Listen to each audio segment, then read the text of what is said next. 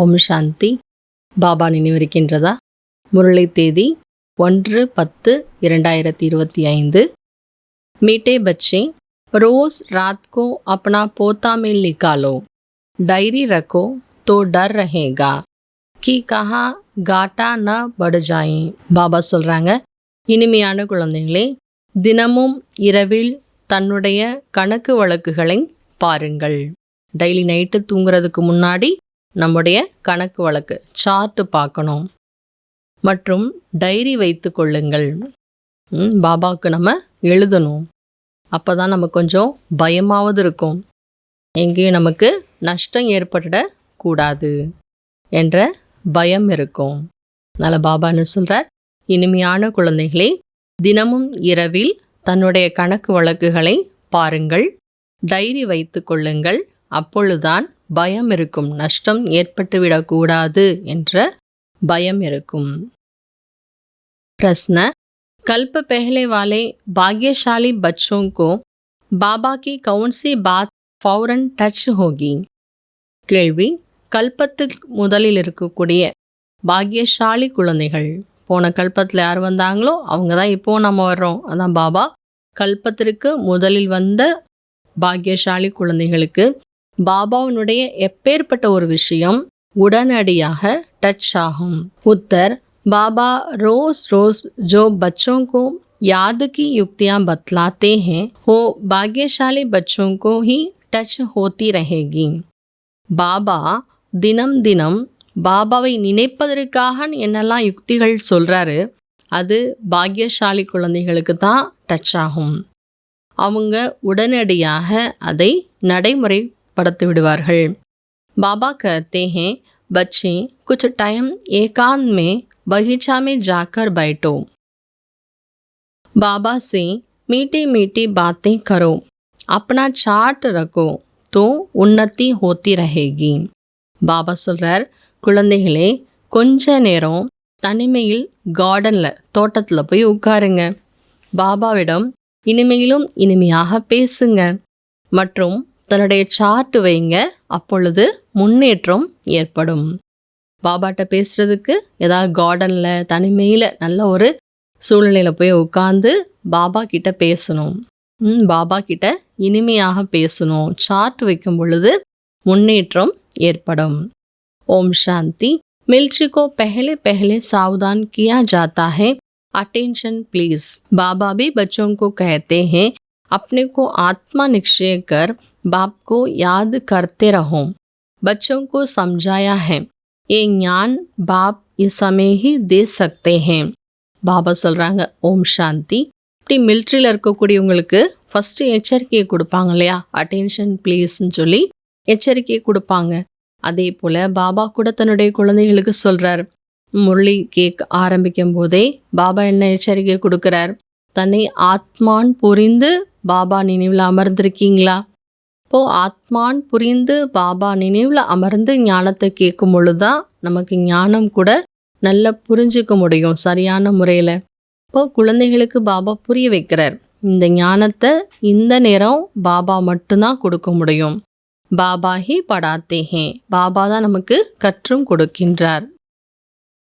भगवान वाच है ना, मूल बात हो जाती है कि भगवान कौन है, कौन पढ़ाते हैं. பாபா தான் கற்றுக் கொடுக்கிறார். பகவானுடைய மகா வாக்கியம் இல்லையா, நல்ல அடிப்படையான விஷயம். பகவான் யார், யார் நமக்கு கற்றுக் கொடுப்பது. இப்போ இந்த விஷயத்தில் நாம் புரிஞ்சுக்கணும் மற்றும் நம்பிக்கையுடன் இருக்க வேண்டும். அப்போ தான் அது இந்திரிய சுகத்தில் நாம் இருக்க முடியும். आत्मा को बहुत खुशी होनी चाहिए, हमको बेहद का बाबा मिला है. ஆத்மாவுக்கு நிறைய குஷி இருக்கணும், நமக்கு எல்லைக்கு அப்பாற்பட்ட பாபா கிடைத்திருக்கின்றார். பாபா ஒரு முறை தான் வர்றார் நமக்கு ஆஸ்தி கொடுப்பதற்காக. ஏ தோ பக்கா நிச்சய ஹே, பாபா ஆயா ஹுவா ஹே. பாபா சொல்கிறாங்க, உங்களுக்கு பக்காவா இந்த நம்பிக்கை இருக்கு இல்லையா, பாபா வந்து விட்டார். யாதுமே ஹி மெஹனத் ஹே, इसमें माया आपोजिशन करती हैं, घड़ी घड़ी याद बुला देती हैं, इसलिए बाबा कहते हैं चार्ट रखो. பாபா சொல்கிறாங்க, நினைவில் தான் உழைப்பு இருக்கிறது, இதில் தான் மாயாவுனுடைய எதிர்ப்பும் இருக்கிறது. அதனாலதான் பாபா என்ன பண்றாரு, அடிக்கடி நமக்கு ஞாபகப்படுத்துறார். ஏன்னா மாயாவினுடைய எதிர்ப்புகள் வர்ற காரணத்தினால பாபா நினைவு நமக்கு மறந்து போயிடுது. ஆகையினால பாபா சொல்றார், சார்ட் எழுதுங்க. பாபா இன்னைக்கு முரளியில அதிகமா தன்னைத்தானே செக் பண்றதுக்கான நிறைய விஷயங்கள் நமக்கு சொல்லியிருக்கிறார். तो बाबा भी देखें कौन कितना याद करते हैं। क्वार्टर परसेंटेज भी चार्ट नहीं रखते हैं। कोई कहते हम तो सारा दिन याद में रखता हूँ। பாபா कहते हैं तो बड़ी मुश्किल है। அப்போ நம்ம சார்ட் எழுதுறோம்னா பாபாவும் பார்ப்பாரு யார் எவ்வளோ நேரம் நினைக்கிறாங்கன்னு. சில குழந்தைங்க பாபா சொல்றார், கால்வாசி குழந்தைகள் கூட சார்ட் எழுதுறதே கிடையாது. சில குழந்தைங்க என்ன சொல்றாங்களா, சார்ட் எழுதாம நான் ஃபுல் டே உங்க நினைவுல தான் இருக்கேன் பாபா, அவன் மறந்தா தானே நினைக்கிறதுக்குன்னு சொல்லுவாங்க இல்லையா, அப்படி சொல்றாங்களா சில குழந்தைங்க. பாபா சொல்றாரு, இது ரொம்ப கஷ்டம். सारा दिन रात तो बांदेलियां जो मार खाती रखती हैं वो याद में रखती होंगी। शिव बाबा कब इन संबंधों से हम छूटेंगे। आत्मा पुकारती है, बाबा हम बंधन से कैसे छूटें। பாபா சொல்றார், முழு இரவு பகல் யார் பந்தனத்தில் இருக்கிறாங்க, அடி வாங்கிட்டு இருக்கிறாங்க, கஷ்டப்பட்டுட்டு இருக்கிறாங்க, அவங்க பாபா நினைவுல இருக்கிறாங்க, பாபாட்ட பேசிக்கிட்டே இருக்காங்க. சிவ பாபா எப்போ நாங்கள் இந்த எல்லா பந்தனத்திலிருந்தும் விடுபடுவோன்னு பாபாட்ட கேட்குறாங்க. ஏன்னா ஆத்மாக்களாகி நாம கூட கூப்பிட்டோம், பாபா எங்களை பந்தனத்திலிருந்து விடுபட வைங்கன்னு கூப்பிட்டோம். பாபா देखेंगे तो क्या कहेंगे, इतने मोस्ट बिलाउड बाबा को इतना समय ही याद करते हो। பாபா சொல்கிறார், உங்களுடைய கணக்கு வழக்குகளை பாருங்க, நைட்டு டைரி வைங்க, டைரி எழுதுனாதான் நமக்கு லாபமா நஷ்டமான்னு தெரியும். அக்கௌண்ட்டே பார்க்கல ஒரு பிஸ்னஸ் மேன், அப்போது திடீர்னு ஒரு நாள் நஷ்டம்னு கணக்கில் பார்த்தா எவ்வளோ கஷ்டமாக இருக்கும். அதனால தான் பாபா என்ன சொல்கிறார், டைரி வைங்க, சார்ட் வைங்க. பாபா கூட பார்ப்பார், ஏன் பாருங்க எவ்வளோ மோஸ்ட் பிலவுடு, நான் உங்களுக்கு ரொம்ப அன்பான பாபா நான் கிடச்சிருக்கேன், ஆனால் நீங்கள் என்னை இவ்வளோ நேரம் தான் நினைக்கிறீங்களா அப்படின்னு என்ன பண்ணுவார், பாபா கூட பார்ப்பாரு. बाबा डायरेक्शन सब देते हैं, करना तो बच्चों का ही है। बाबा डायरेक्शन देंगे जनरल, एक एक पर्सनल भी आकर कोई पूछे तो राय दे सकते हैं। பாபா எல்லாருக்கும் தான் டைரக்ஷன் கொடுக்குறார். இப்போ குழந்தைகள் அந்த டைரக்ஷனை நடைமுறைப்படுத்தணும். பாபா டைரக்ஷன் முரளியில் சொல்கிறாருன்னா எல்லாருக்கும் முன்னாடி பொதுவான முறையில் தான் பாபா சொல்லிட்டு இருக்கிறார். ஆனால் நம்ம ஒவ்வொருத்தரும் அதை பர்சனலாக எடுத்துக்கணும் மற்றும் நமக்காக பாபா கிட்ட ஏதாவது கேட்கணும்னா தனிப்பட்ட முறையில் நாம் கேட்க முடியும். பாபா எல்லாருக்கும் பொதுவாக சொன்னாலும் கூட குழந்தைகளுக்கு என்ன பண்ணுற, சில நேரம் சூழ்நிலையினுடைய அனுசாரமாக தனிப்பட்ட முறையில் டைரக்ஷன்ஸும் பாபா கொடுக்குறாரு. பாபா நாம நினைவு பண்ணதான் சரீர உணர்வுகள்ல இருந்தும் விடுபட முடியும். தும் ஜித்தனா பாப்கோ யாது கரேங்கே உத்தனா கர்மேந்திரியா शीतल होंगे। फिर एक जन्म कर्मेंद्रियों को संजलाता में आना नहीं है। பாபா சொல்கிறாங்க, நீங்கள் எவ்வளோ பாபா நினைக்கிறீங்களோ அந்தளவுக்கு உங்களுடைய கர்மேந்திரியங்கள் கூட சீத்தலமாக ஆகிடும். 21 ஜென்மா கர்மேந்திரியங்கள் சஞ்சலம் ஆகிறதுலேருந்து விடுபட்ட ஆத்மாக்களாக நாம் ஆகிடுவோம். பாபா कहते ஞான் சப்கே லியே ஹே, சிர்ஃப் பாபா கா பரிச்சய தேனா. பாபா சொல்கிறார், இந்த ஞானம் அனைவருக்குமானது, பாபாவுடைய அறிமுகம் மட்டும் நம்ம கொடுக்கணும்.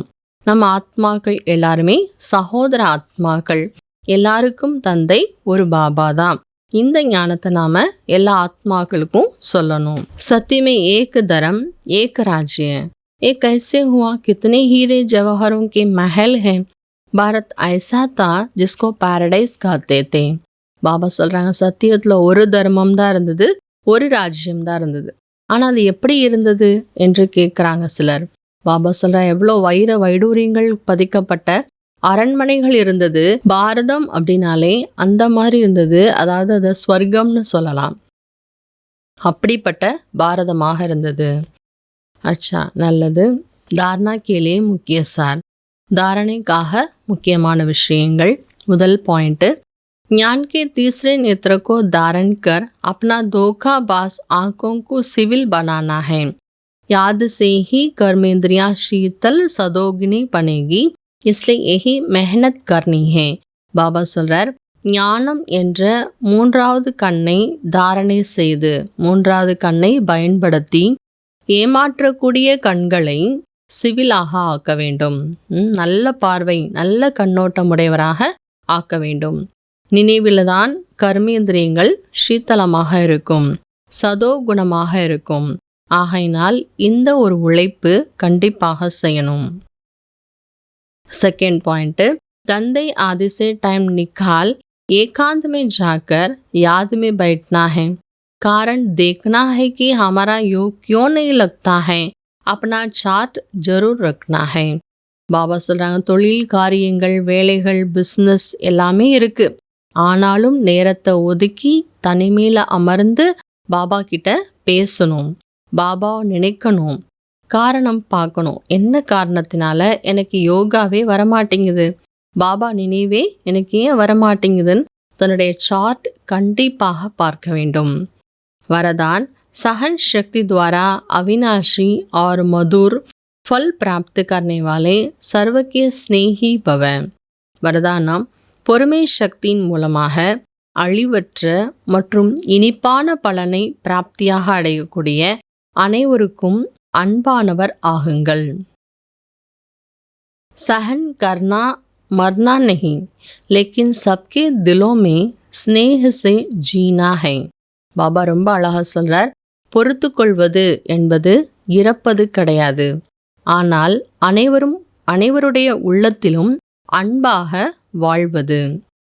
कैसे भी विरोधी हो, रावण से भी तेज हो, एक बार नहीं 10 बार सहन करना पड़े, फिर भी सहन शक्ति का फल अविनाशी और मधुर है.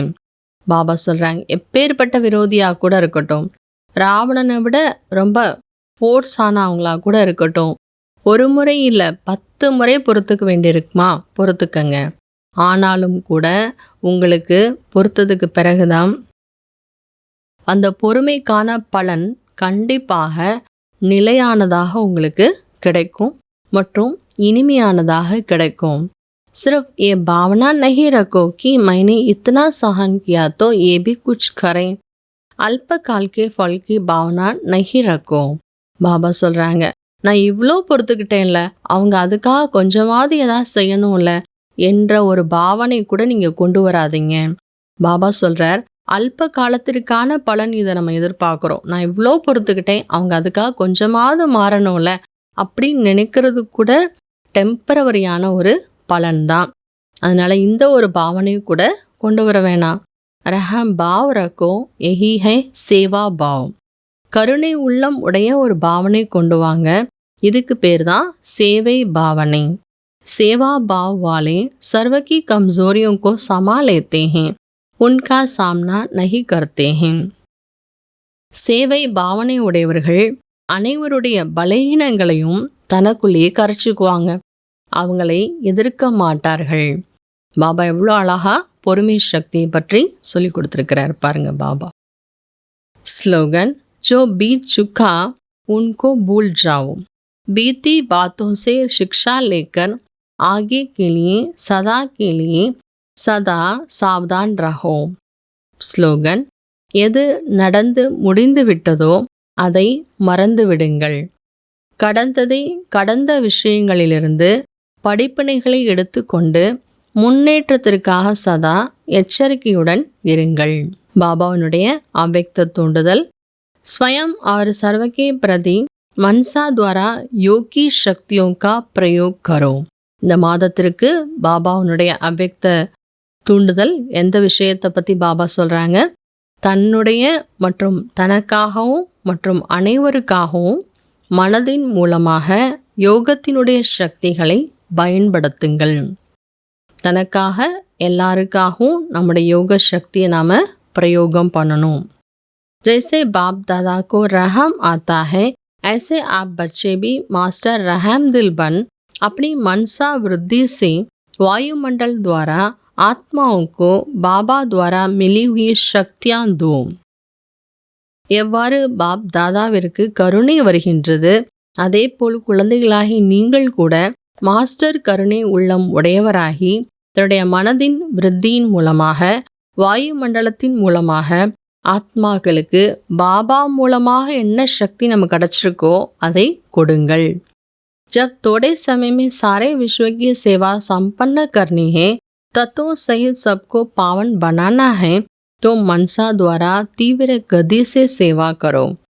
கொஞ்ச நேரத்திற்காக முழு உலகத்திற்கான சேவை நாம் இப்போ முடிக்கணும் அப்படின்னு வரும்பொழுது தத்துவங்கள் உள்பட எல்லாத்தையும் நம்ம தூய்மையாக ஆக்கணும்.